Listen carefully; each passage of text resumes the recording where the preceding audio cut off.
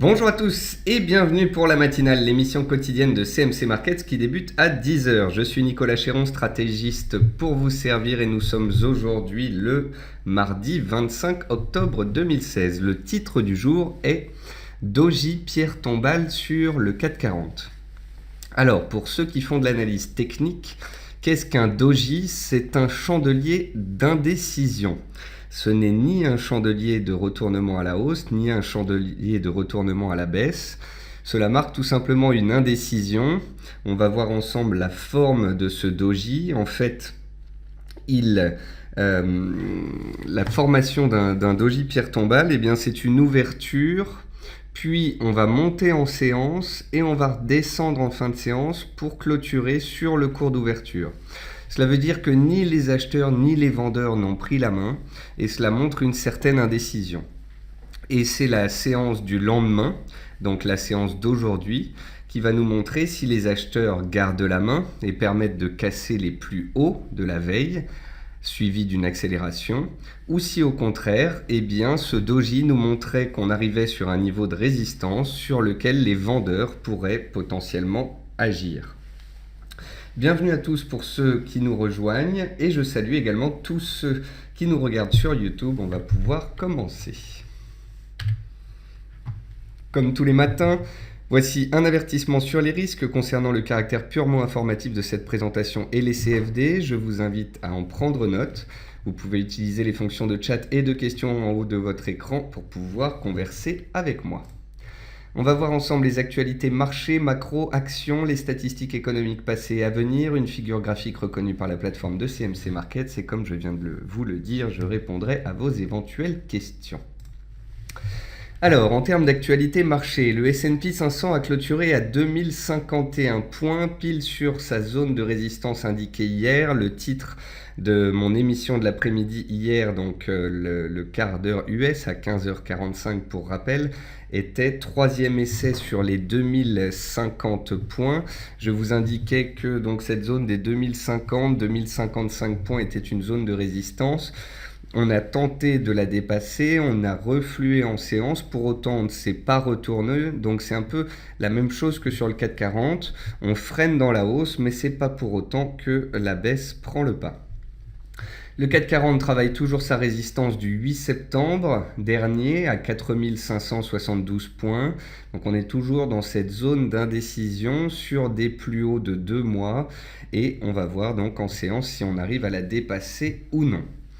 Côté volatilité, nouveau plus bas annuel du VIX, échéance novembre à 14,92 points, ce qui montre qu'on est toujours dans des marchés complaisants, il n'y a pas de stress, il n'y a pas de peur sur ces marchés, et c'est ce qui explique leur bonne tenue. Parallèlement à ça, le pétrole WTI retrouve les 50,40 $ après un trou d'air hier à 49,5 $. Le WTI reste donc soutenu, il reste donc toujours en tendance haussière, il ne casse pas de support. S'il en cassait, bien évidemment, ça pourrait peser sur le secteur énergétique et sur l'ensemble de la cote, mais pour l'instant, il s'accroche à ses plus hauts. Le riz a violemment perdu 5% hier, il a finalement échoué sous les 10,35 cents, sous la résistance que nous surveillons depuis déjà une semaine. Les acheteurs n'ont pas réussi à prendre la main et les vendeurs ont donc répondu. Et puis l'avoine, on avait vu que l'avoine avait gagné 32% en l'espace de 2 mois hier et que les cours arrivaient sous une oblique de résistance.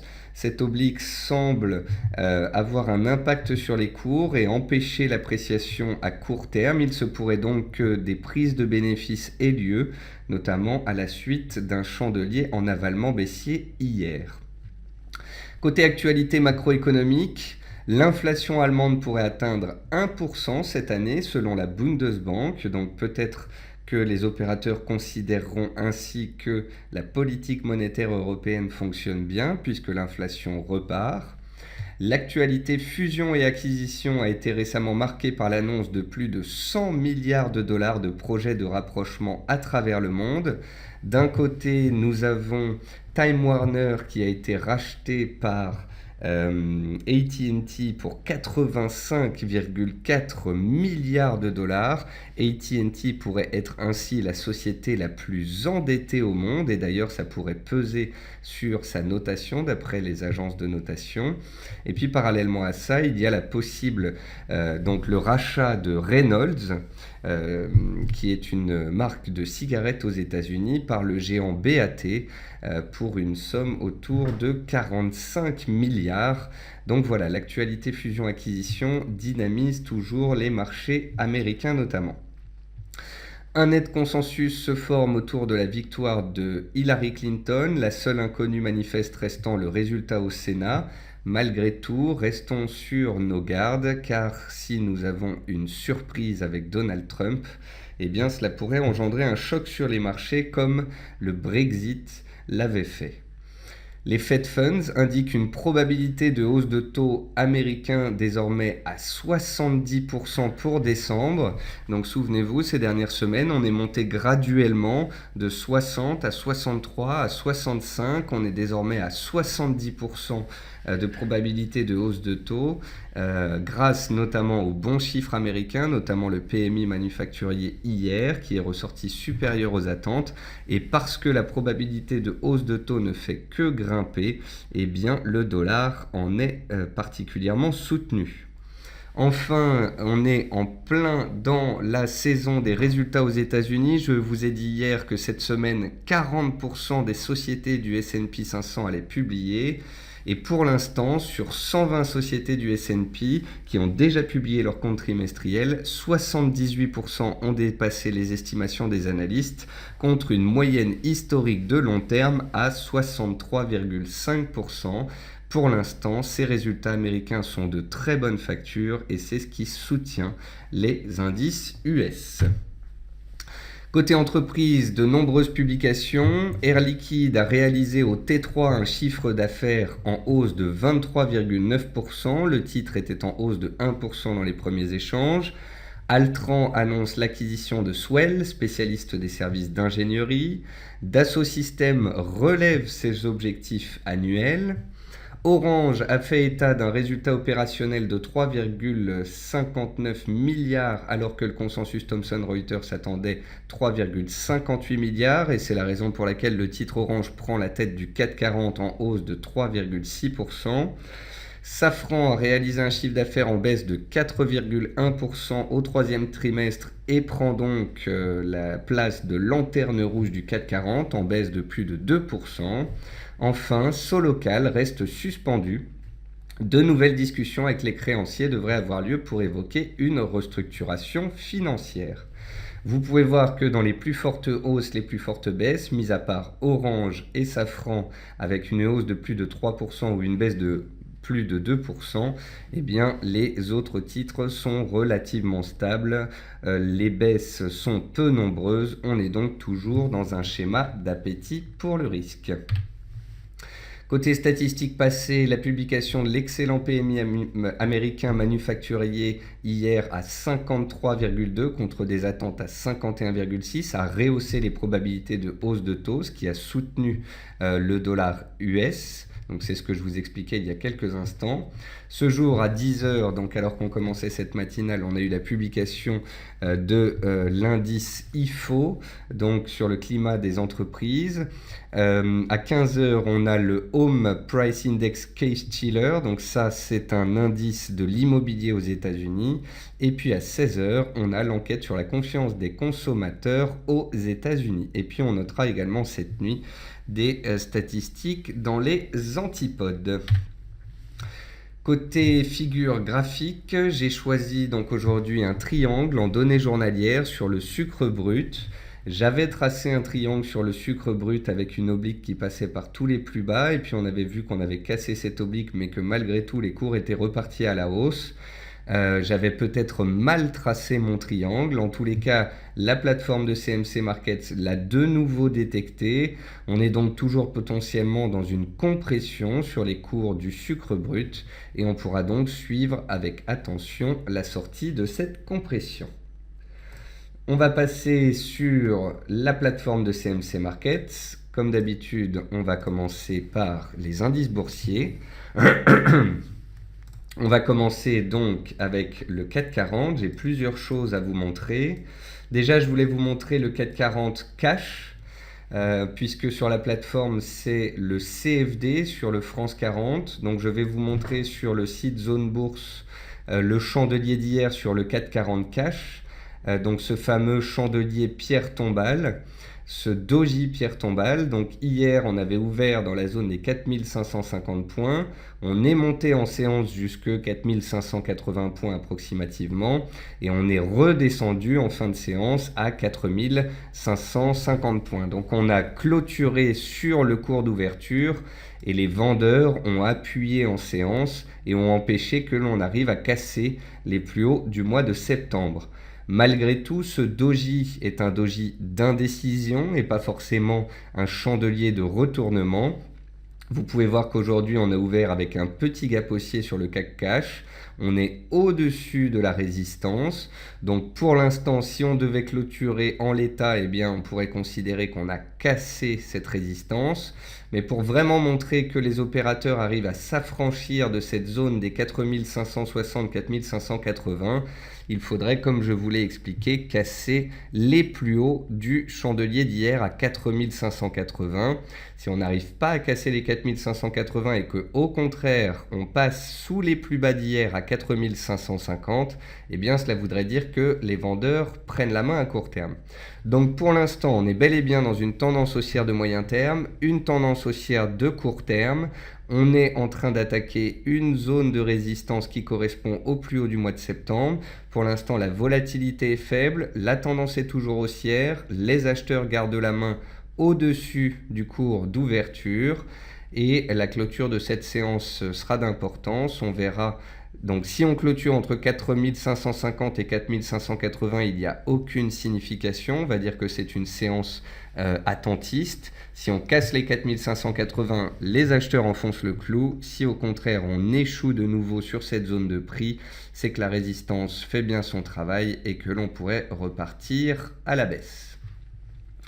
La deuxième chose que je veux vous montrer sur l'indice 440, c'est la façon dont cet indice réagit lorsqu'il tente d'accélérer au-dessus de ces bandes de Bollinger. Vous avez ici en rose les bandes de Bollinger qui encadrent le 440. Les bandes de Bollinger, quand elles sont resserrées, sont synonymes d'une faible volatilité et lorsqu'elles sont très écartées, sont signes d'une très forte volatilité. Généralement, lorsqu'un indice arrive à grimper au-dessus de sa bande de Bollinger, eh bien, cela prouve qu'il y a une force acheteuse et cela peut permettre à l'indice donc de décaler à la hausse quand il est au-dessus des bandes de Bollinger ou à la baisse quand il est en dessous des bandes de Bollinger. Ce que l'on peut remarquer, c'est que au mois d'avril, au mois de mai, au mois d'août et au mois de septembre, à 4 reprises, le 440 a tenté de passer au-dessus de ces bandes de Bollinger et d'accélérer, mais à chaque fois, les vendeurs ont repris la main et ont engendré une correction.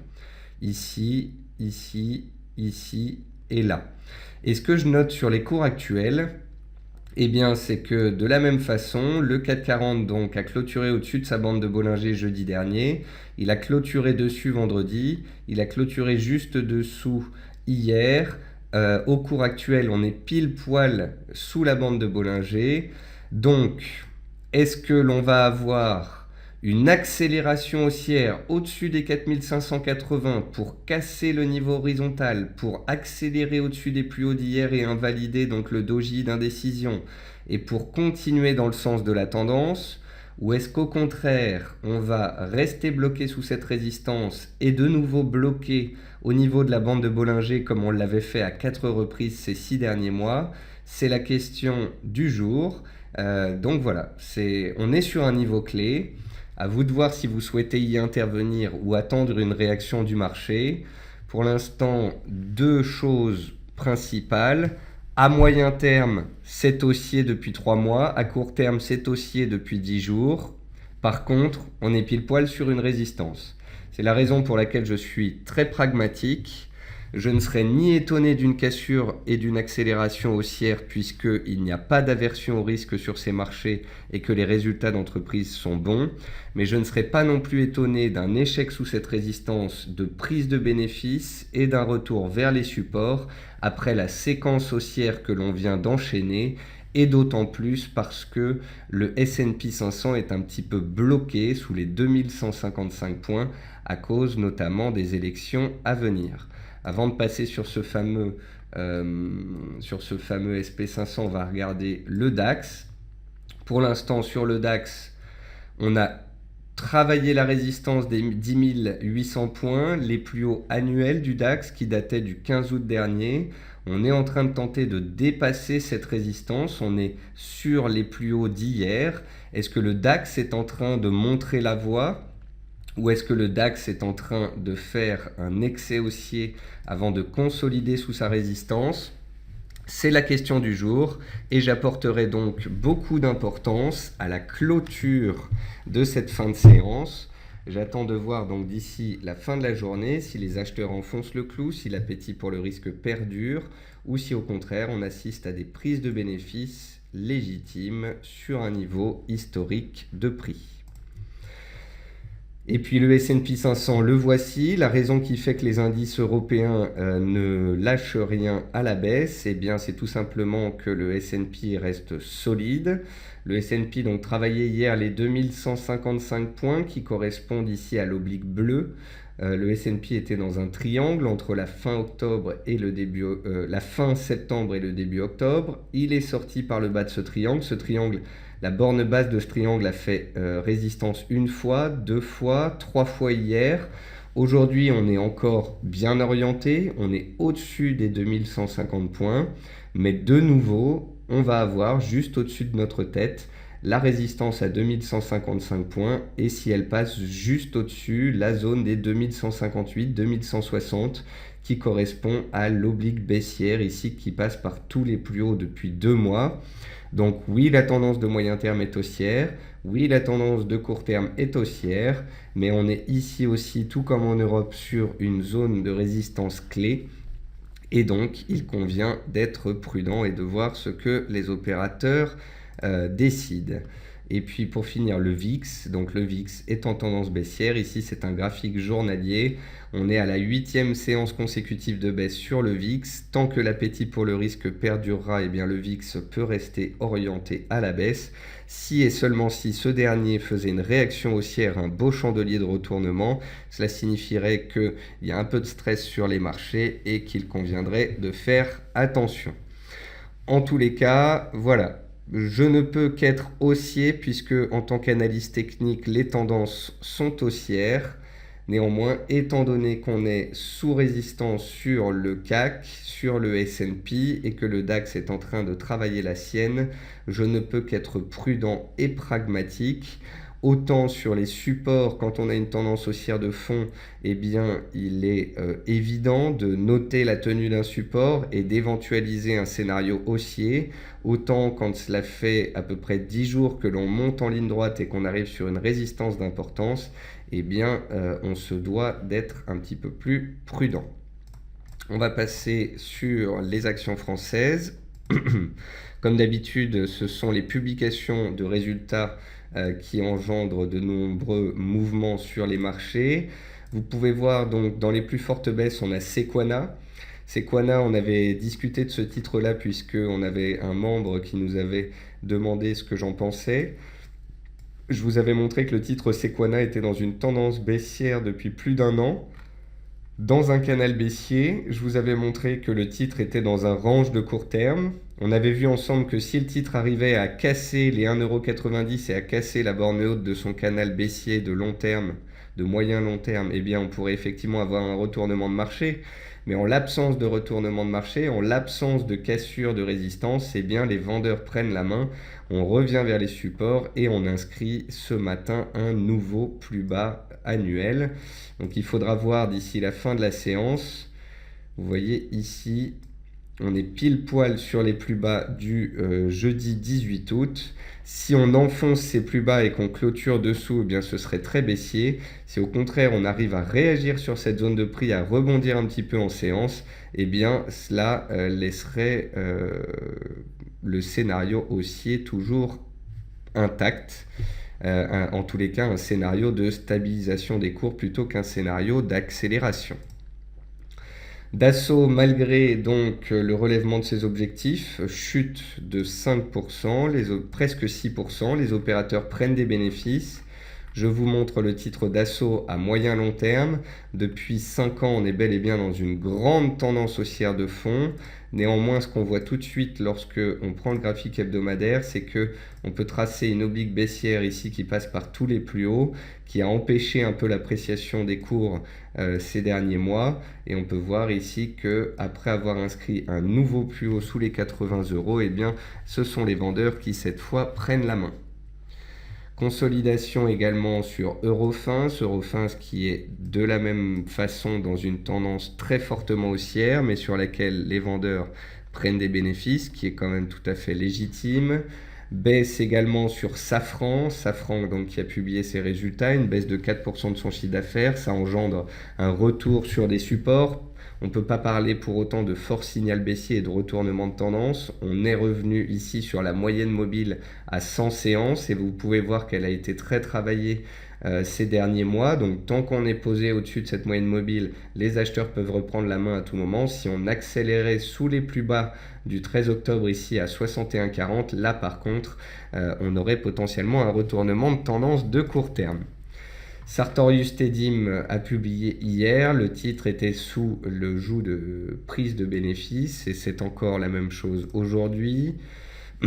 Prise de bénéfice également sur STM. STM était dans une très belle tendance haussière démarrée au mois de juillet, mais on est passé de 5 € à 7,50 €, donc le titre a quand même pris 50% en l'espace de 3 mois. Et comme je vous l'ai indiqué la semaine dernière, il a atteint une grosse résistance ici vers 7,60 qui date de 2013. Il est donc légitime après 50% de hausse que les acheteurs prennent des bénéfices. Côté hausse, on retrouve DBV Technologies, donc certaines biotech arrivent quand même à tirer un petit peu leur épingle du jeu, malgré les pressions qu'on a pu voir ces dernières semaines sur le secteur biotech et pharma. Donc c'est une bonne chose que le titre se soit tenu et c'est la raison aussi pour laquelle il repart aussi rapidement. Orange a publié des résultats. Regardez Orange.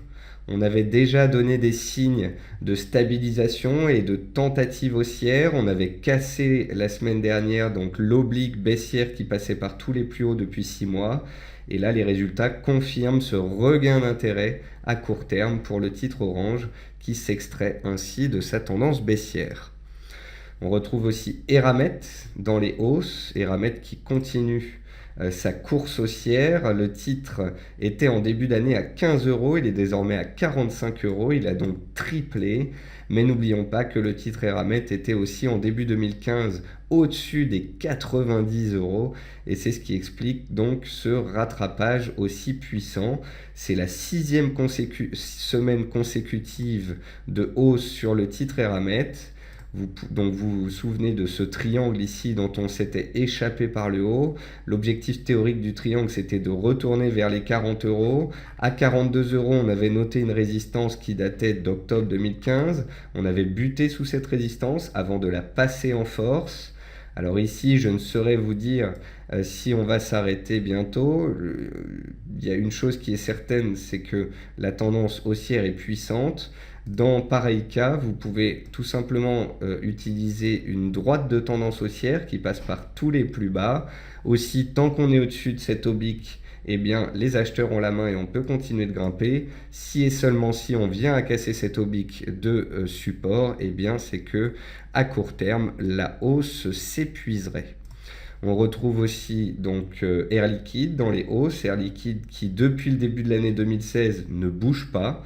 Le titre est coincé entre 86 et 104 €, mais on va dire que la bande de fluctuation dans laquelle il a le plus évolué, c'est quand même la bande 89-98, donc une bande de fluctuation de 10%. Air Liquide a publié des bons résultats, donc les acheteurs prennent la main. La borne haute se situe à 98 euros. On verra dans les séances à venir si les acheteurs arrivent à challenger ce niveau, auquel cas la tendance pourrait changer. A contrario, on reste tout de même dans un range. Bouygues continue sa tendance haussière, son rebond. Bouygues, n'oublions pas que le titre a commencé l'année à 37 euros. Il est toujours en baisse de moins 20% depuis le début de l'année. Les résultats du mois d'avril donc, avaient fait très nettement baisser le titre. Et puis il y avait eu aussi le retrait de la spéculation dans le secteur des télécoms. Pour l'instant, Bouygues est dans une tendance haussière, le long d'une oblique haussière, et tant que cette oblique tiendra, la tendance pourrait perdurer. On note aussi Nicox qui tente de réagir. On note aussi AB Science qui tente de réagir. Donc peut-être surveiller les biotech pourrait être intéressant. Les biotech ont beaucoup baissé ces derniers temps. La plupart des titres biotech tentent de se stabiliser ou de se reprendre un petit peu. Pour l'instant, rien de franc, mais c'est à surveiller, notamment si les indices devaient continuer à monter. Les opérateurs pourraient réaliser du stock picking. Le stock picking, ça veut dire essayer de trouver le titre qui va le plus surperformer. Et les biotech pourraient peut-être enfin retrouver un petit peu de soutien. On me demande aussi de regarder le titre Vallourec, donc on va regarder ça. Donc le titre Vallourec, il travaille sa zone de résistance des 4,90 €, 5 € qui date du mois de mars dernier. Donc il y a bel et bien une tendance haussière de court terme. Les plus bas sont de plus en plus hauts et les plus hauts sont de plus en plus hauts. Ce que l'on peut noter néanmoins, c'est que le titre bloque sur la zone des 5 €. Il bloque donc sous les plus hauts du mois de mars. La raison en est simple, c'est que le pétrole n'arrive pas à monter beaucoup plus. Pour autant, le pétrole fait toujours des plus bas de plus en plus haut. On va le voir dans quelques instants dans la rubrique matières premières. Donc Vallourec est vraiment à court terme une copie de ce que fait le pétrole. Si le pétrole arrive à s'apprécier, à retourner challenger ses plus hauts annuels, Vallourec pourrait faire de même. Et au-dessus de cette zone des 5 €, 5,10 €, on pourrait avoir une nouvelle accélération haussière. Si au contraire le pétrole venait à échouer sous ses plus hauts et à casser son support à 49 €, Vallourec pourrait faire de même et pourrait donc consolider, voire corriger à court terme. Donc Vallourec dépendra complètement du pétrole. D'ailleurs, je vais vous montrer une fonction que j'aime bien sur la plateforme de CMC Market. Je prends le graphique du pétrole, je le glisse sur le titre Vallourec, et donc vous pouvez voir que depuis à peu près la mi-juillet, le pétrole et Vallourec sont très corrélés. Baisse du pétrole, baisse de Vallourec, hausse du pétrole, hausse de Vallourec, consolidation du pétrole, consolidation de Vallourec. Ensuite, depuis la mi-septembre, on a eu une forte hausse du pétrole, on a eu une forte hausse de Vallourec. Et là, depuis 10 jours, pétrole et Vallourec sont très attentistes et ne bougent plus. Donc c'est très simple, si le pétrole casse et accélère, Vallourec pourrait faire de même. A contrario, si le pétrole échoue, Vallourec échouerait très certainement. On passe donc aux matières premières. Donc sur les matières premières, je vous ai montré le triangle qu'avait détecté la plateforme de CMC Market sur le sucre. Si on venait à tracer la figure ainsi, est-ce que c'est un triangle? Est-ce que c'est un range? Difficile à dire. La seule chose qui est certaine, c'est que c'est une zone de compression. Si on en sort par le haut, c'est la tendance haussière de fond qui reprend le dessus et une nouvelle accélération haussière pourrait naître. Au contraire, si on sort par le bas, c'est que les acheteurs perdent la main. Après, rappelons-le, une appréciation de 100% des cours depuis le mois d'août 2015. Donc en un peu plus d'un an, les cours du sucre ont gagné plus de 100%. Le pétrole, on en parlait il y a quelques instants. C'est l'histoire du roseau qui plie mais ne rompt pas. Donc le pétrole est bel et bien haussier depuis ici la fin septembre. On est dans une belle tendance haussière depuis un mois. On fait des plus bas de plus en plus haut et des plus hauts de plus en plus haut. Vous voyez, hier, on s'est fait une petite frayeur sur les 50 $. On est allé chercher les 49,50. Donc les plus bas du 17 octobre dernier. Les plus bas précédents ont donc été respectés. On reste donc dans une tendance haussière. On est toujours au-dessus de ma petite oblique haussière de soutien à court terme. Demain, on aura les stocks de pétrole. Si les stocks sont bien inférieurs aux attentes, on pourrait de nouveau aller challenger la résistance et peut-être enfin la dépasser, ce qui pourrait nourrir les pressions haussières sur le secteur énergétique et les titres comme Valorec. Si au contraire les stocks déçoivent, eh bien on verra si les 50 $ cassent, voire si les 49 $ cassent. Le plus important des niveaux sur le pétrole, c'est les 49 $. Ici, c'est la base de la consolidation des cours depuis 10 jours. Tant qu'on est au-dessus, c'est haussier. Si on passe dessous, ce sera une alerte d'importance à prendre en considération. On avait parlé la semaine dernière du café Robusta. On avait vu ensemble que le café Robusta était en train de réussir à s'apprécier au-dessus de son canal d'appréciation dans lequel il était depuis le mois de février. Donc on avait vu ensemble que le Robusta était ici en accélération haussière et je vous avais dit soit les cours reviennent vers le haut de canal, prennent appui dessus et repartent dans le sens de la tendance, auquel cas elle pourrait perdurer, soit on revient rapidement à l'intérieur du canal et cela voudrait dire qu'on a fait un excès haussier qui pourrait être rapidement corrigé. Pour l'instant, les acheteurs gardent la main, on est revenu sur le canal, on a pris appui dessus mercredi et jeudi de la semaine dernière, vendredi on est reparti à la hausse, hier lundi on inscrivait un nouveau plus haut annuel, aujourd'hui mardi encore un nouveau plus haut annuel. Donc tant que les acheteurs ont la main, tant qu'on est au-dessus des supports, la tendance perdure. Si et seulement si on venait à réintégrer rapidement ce canal, la donne pourrait changer. Comme on l'a vu hier, le blé, le maïs sont dans des consolidations de court terme. Donc le blé qui avait réussi à faire un mouvement haussier en ABCD, donc ça veut dire que le mouvement AB a été reporté au point C pour trouver le point D. Donc c'est en fait un ABCD, c'est un mouvement haussier correctif dans une tendance baissière. Vous pouvez voir qu'ici les vendeurs reprennent la main, on est en train de revenir sur un support. Ce support est un pivot. Si on arrive à le tenir, on pourrait se stabiliser. Si on passe dessous, c'est que les baissiers reprennent la main et que les risques baissiers de retourner vers les plus bas seraient grandissants. Donc ça, c'était le blé. On va regarder aussi le maïs. Sur le maïs, pour l'instant, c'est moins alarmant. C'est plus solide. On peut considérer qu'on est quand même toujours dans un mouvement haussier de reprise de court terme. Donc j'attends de voir. Si le blé tient son support ici et réagit positivement et que parallèlement le maïs arrive à s'accrocher à son oblique haussière, les espoirs haussiers ne sont pas perdus. Si par contre on enfonce ces seuils-là, ça deviendra beaucoup plus compliqué pour les acheteurs. Et puis l'avoine. L'avoine, donc je vous ai montré hier cette oblique baissière qui passe par les plus hauts de fin 2014, début 2015 et les cours actuels. Donc l'avoine, il faut quand même garder en tête que les cours ont pris 32% en l'espace de 2 mois. Ils ont atteint cette zone de résistance, la zone des 210 cents. D'ailleurs, vous pouvez voir que le marché réagit souvent sur des niveaux de prix qu'il a déjà testés par le passé. On avait eu ici, le 1er août, un pullback sur les 209 cents avant que les baissiers reprennent la main. Et on est de nouveau pile poil sur ce seuil. Donc tout comme sur le 440, on a eu une tendance haussière, on est arrivé sous résistance, on a eu une réaction. Si les acheteurs enfoncent le clou, cassent les 209,60 en cours de clôture et accélèrent au-dessus de 210, eh bien, ça veut dire que les acheteurs en ont encore sous le pied, qu'on peut aller chercher la résistance suivante, ici, dans la zone des 215 cents. D'ailleurs, je vais la mettre sur mon graphique.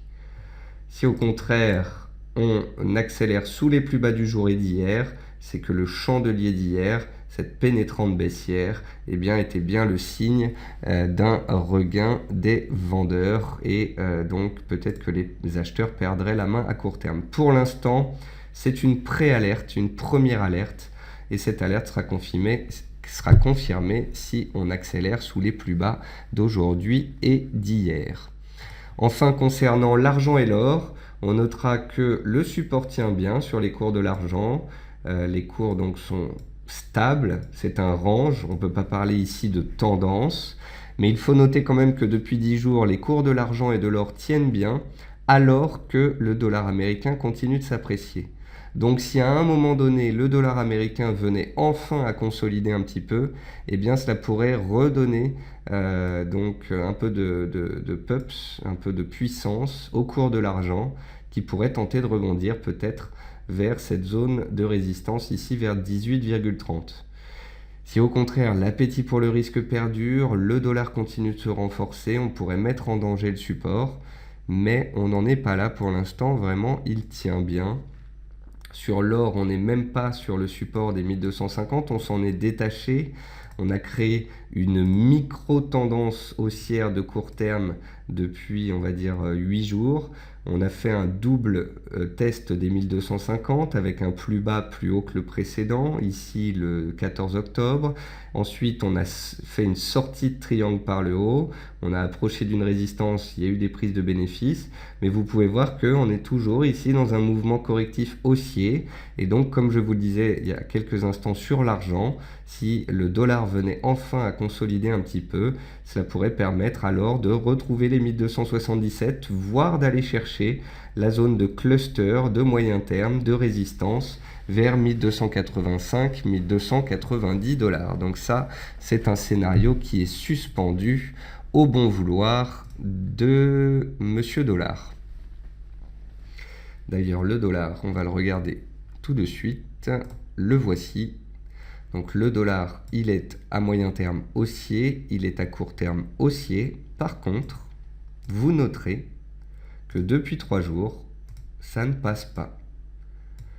Donc vendredi, on a fait une belle appréciation. Hier, lundi, on a clôturé à l'équilibre. Aujourd'hui, de nouveau, le dollar était recherché dès l'ouverture, il a gapé à la hausse. Mais depuis l'ouverture, les vendeurs ont la main.